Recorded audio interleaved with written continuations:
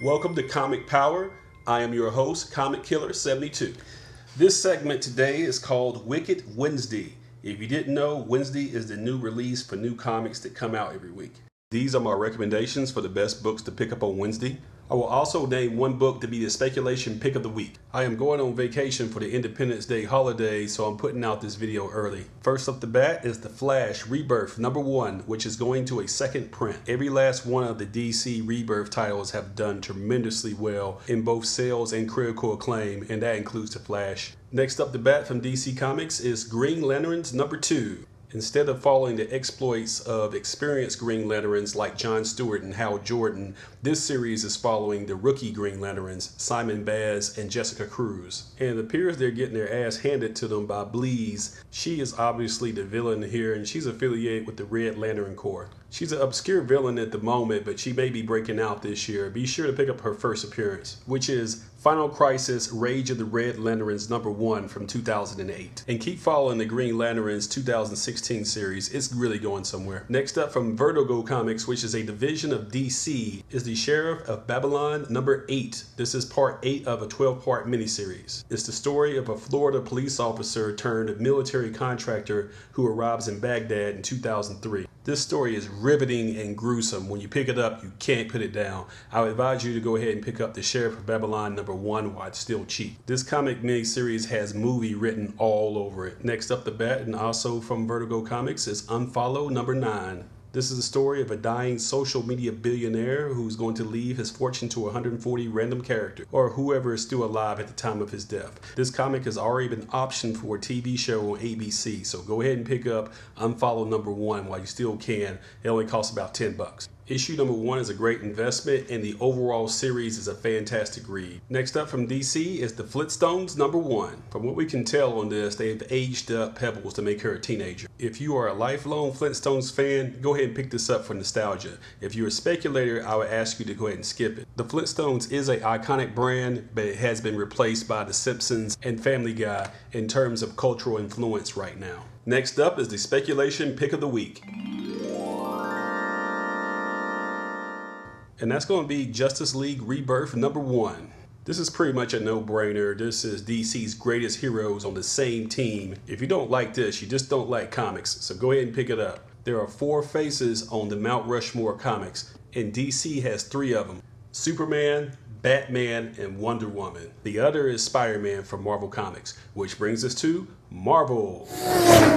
First up the bat is Captain America Steve Rogers #1, which is going to a second print. This is the issue where everybody lost their mind because it was revealed that Captain America was secretly a Hydra agent all of this time. The mainstream press and other people picked up on the story, and war veterans and other people were saying, "No, this is terrible," and death threats against the writers. It got pretty ridiculous. If you're a speculator, go ahead and flip this and get your money out of it right now, because issue 2 reveals exactly what's going on before things get back to the status quo. Just chill. Captain America is not a traitor. Next up is Deadpool vs. Gambit #2. This is #2 of a 5-part miniseries. It shows you how iconic these characters are, that they can show them from the waist down and you still know who they are. In this miniseries, Deadpool and Gambit must put aside their differences to pull one last scam. These characters have a secret shared past, and this miniseries taps into that. Next up is Amazing Spider-Man #15, and this is a very interesting cover that has Mary Jane Watson in a spider suit. If you are a variant lover, there is a massive variant to get for this one, which is the Amazing Spider-Man 15 Turner variant, which you're looking at right now.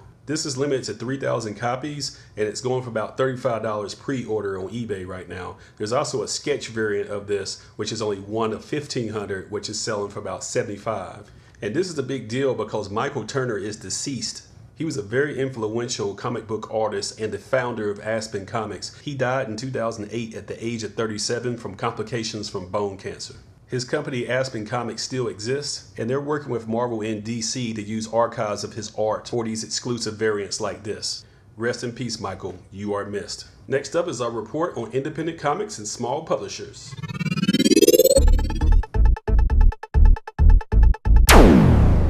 First up is Bounty #1 from Dark Horse Comics. This is part 1 of a 10-part miniseries. It's from Curtis J. Webb, who also writes Rat Queens for Image Comics. It's the story of female space bandits that decide to become bounty hunters instead. Speaking of Image Comics, next up is The Fix #1, which is going to a 4th print.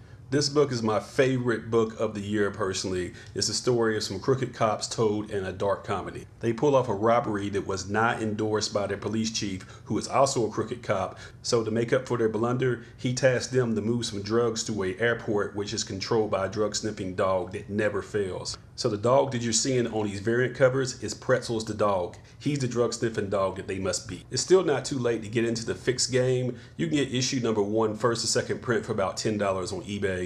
Which brings us to the fixed number 4, which just dropped this week. The first print. Get on board, folks. It's a wild ride. Next up is Paper Girls number 6, which is going to a second print. This is the series that is written by the same guy who writes Saga, Brian K. Vaughan. Issue number 7, first print, also debuts this week. It's the story of 4 13-year-old paper girls who seem to witness an anomaly which looks like an alien invasion on Halloween Eve in 1988, and then things just get crazier from there. It's a great read. Next up from Image is The Throwaways number 1. A throwaway is a disavowed assassin that's intended to die with a target. This is the story of those exact people who were brainwashed under the CIA's MK Ultra. That sounds interesting enough to take a flyer on. I'd pick it up. Next up from Image is Renato Jones, The 1%, number 1, which is going to a third print. Think of him as the Punisher, but a Punisher for the upper 1%, the greedy ruling class that's exploiting the normal people of the world. The burnt up cover is on purpose, so here's the first print, then the second print, and then the third print. That was intentional, and it goes hand in hand with the idea of who the character is. Last but not least is 4001 AD Shadow Man, number 1 from Valiant Comics. The 4001 AD crossover from Valiant is nothing short of top tier science fiction. You should be getting all of these. Go back and watch my June 29th video where I explain what's going on in the 4001 universe. That's about it for today. Thank you for watching Wicked Wednesday, where I review all the new comic books for a new comic day. Be sure to follow my blog at comicpower.net. On social media, follow me at facebook.com/comicpower.net and comicpower-universe.tumblr.com. And don't forget twitter.com/comicpowersub. I also sell comics on eBay at this link. This is Comic Killer 72 for Comic Power saying bye-bye.